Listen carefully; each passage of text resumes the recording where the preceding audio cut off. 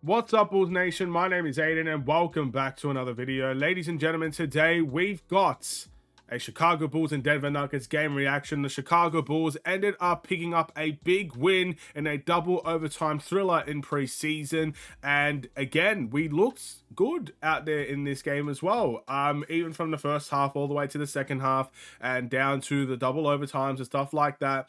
You know, it's not perfect again. I don't think anyone is expecting perfection in the preseason, but there were some good moments and bad moments in this game that I'd like to bring to your attention. So let's discuss that all in this video. Before we get any further, if you like the video and you want to see more from me, drop a like, drop a follow, and or subscribe if you are new, and let me know in the comments below your thoughts about the Chicago Bulls game against the Denver Nuggets, your, I guess, player of the game as well, your overall thoughts and opinions on the game. We won this game 133 to 124. Again, a double overtime thriller. We pick up our first win in the preseason, and there's just so much there that I really enjoyed. Again, this is the opportunity for the young guys to really thrive on the Bulls team. You're playing in crunch time minutes where the win and the loss is on the line. A lot of these guys don't have that experience at the NBA level to really overcome those things. Same with Denver as well. Denver's bench was out there trying to get the win, and it led to a really fantastic game. This game was so fun to watch.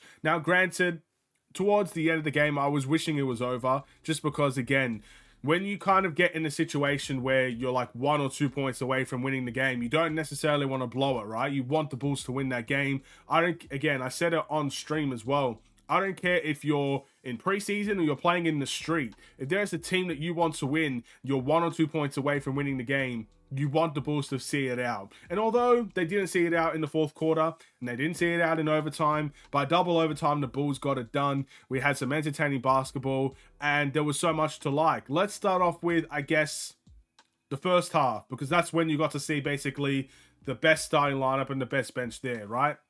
What I liked about the first half is that even though I would arguably say the Bulls didn't play amazingly well, we kept up with the reigning champions in the NBA. They played their best team out there as well. Jokic cooked. Jamal Murray had a solid game. Their starting five looked really solid. There were a couple of opportunities where I felt like our pick and roll defense could have been better, and even the perimeter as well. Sometimes we gave up some three-point shots. But Denver, in my opinion, played a very solid half of basketball, yet we ended the half tied with the reigning champions. Now, again, if this was Giannis and Dame against the Bucks and we came into that game winning or tied, I think people would have, really brought that to life. People would have really talked about how positive that is. So let's keep it the same energy. We versed Denver's strong team in the first half, and we played really, really well, and we actually tied them in that first half. We should be proud of that.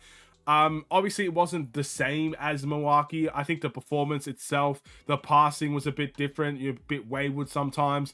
Also, the ball stuck a lot, in my opinion, as well. And we had to rely on guys like DeMar DeRozan and Zach LaVine to bail us out of trouble. Whereas with Milwaukee, it felt like the ball was moving a little bit more. There wasn't really too much stagnation in there. But again, the big guys delivered. DeMar delivered. Zach delivered. So who's going to complain about that? Zach LaVine had a fantastic first quarter.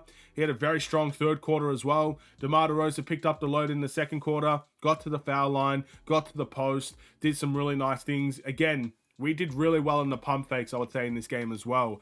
I felt like every pump fake we delivered, Denver players went flying at them. So we did really well in that department. We attacked the paint nicely. We dominated in offensive rebounds as well, and rebounding in general. We crushed it on the boards today. But to be fair, you could argue that most of that was Andre Drummond missing his own tips. So take it with that what you will. I'm sure there's a little bit of something along those lines in there. But for the most part, we dominated off the glass again. And again, you could question the turnovers. You can question how bad we played. At the end of the day, by that half, we were tied with Denver, and they played their strongest team. So I'm taking that as a positive all day long. I don't know how you guys feel about that. There will be some pessimistic Bulls fans that will just say, look, it doesn't matter. I don't really care. It is what it is. I'm taking that as a positive, and I'm happy with that. The third quarter, the Bulls came out and played really strong, but we got to keep in mind Denver's bench versus the Bulls starters out there. Denver did not bring Jokic back in the second half, did not bring Murray back in the second half. It was very much bench versus starters, and I think in that way, you saw improvements in every way. The Bulls played a lot freer in the second half, at least in the third quarter. And, you know, we got some buckets. Defensively, very strong in the pick and roll defense there. Perimeter defense were better. Steals and deflections were better. The third quarter was fantastic to watch from, I guess, a Bulls side of things. And that's where we really picked up a strong lead. But then the fourth quarter came. And we relied a lot on the young guys, the bench, and the training camp guys. And there are a couple of things there that were problems. Again, we gave up a big lead defensively, three-point shooting wise. We let Denver just basically come back from shooting threes. And again, it went to double overtime because of that. We had a big lead and we let it slip away. So that's something we need to take note of. Batimi didn't play in this game. I don't know why that's the case. Some people are very upset about that. I don't really know what to say. So look, I don't know the reason why. So I'm not going to come out here and jump to conclusions, but I'm very disappointed I didn't get to see him play. Julian Phillips needs minutes. I'm going to say it like that. I don't care. I don't care what you say. He made a three. We've all been saying if he can make his three-point shooting, if he can make his threes, then there should be minutes for him. Not only that, a mean poster today. Defensively, I thought he was fantastic as well. A couple of times where he got bullied off the ball. But again, if Julian Phillips' weakness, if his only weakness is he's not strong enough yet, he should get minutes. Because at the end of the day, he will work on getting his strength up. Every forward does. He'll be built by the end of next season. Give it time. So, with all of his other attributes, he looks really...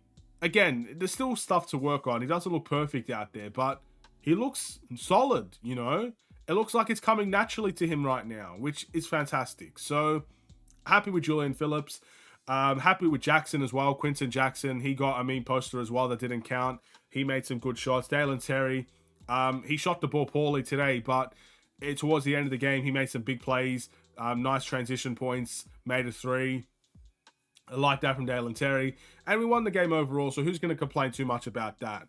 Overall, what I take away from this game is that, depending on the opponent, sometimes you're not going to see the ball movement fly like you saw against Milwaukee. Sometimes the ball is going to stick to Zach LaVine and DeMar DeRozan's hands, and sometimes it's not going to be terrible to see. But the most important thing here is that although it's stuck in their hands, it wasn't the go-to offense. The go-to offense was not DeMar DeRozan in pick and rolls. The go-to offense wasn't Zach LaVine in pick and rolls. Yes, it happened. It happens on occasion. And it's okay to see that because they're your superstar players and you expect them sometimes to make plays. Sometimes it's the same. It's same with everybody. You know, you kind of have an isolation play, take someone one-on-one. It happens. But it wasn't the go-to. So I'm going to take that as a positive as well. Even though it wasn't the exact same as we saw against Milwaukee, even though the identity may have shifted a little bit from this game, we kept up really well with Denver at home against a really good Denver team as well. And I think we delivered a very exciting game towards the end. There's not much to complain about here. So what do you guys think about the game? My personal player of the game is Alex Caruso. Again, really strong offensively, really strong defensively. The guy's just making threes out of his mind. He got a nice floater in there. And look, Alex Caruso's always had these types of games, right? Where he just goes out and goes crazy. The problem with Alex Caruso has never been he doesn't have the offensive talent. The problem with Alex Caruso for most is that he can have a 14-point game and be really aggressive one game. Then he'll come out the next game, have 2 points, and take a shot only. And that's kind of the frustrating point with Alex Caruso. But that's kind of how it is with a lot of bench players. But for me, today, he's my player of the game. Defensively strong, offensively strong, came off the bench, did his thing, happy with that. We'll move on. Our next game is against Denver away from home a couple days' time. We'll be doing a watch-along for that one as well. But thank you for watching. Drop a like and a follow if you are new. And I will see you in the next Chicago Bulls-related video. Stay safe, stay healthy, and stay tuned for more. Take care, and peace.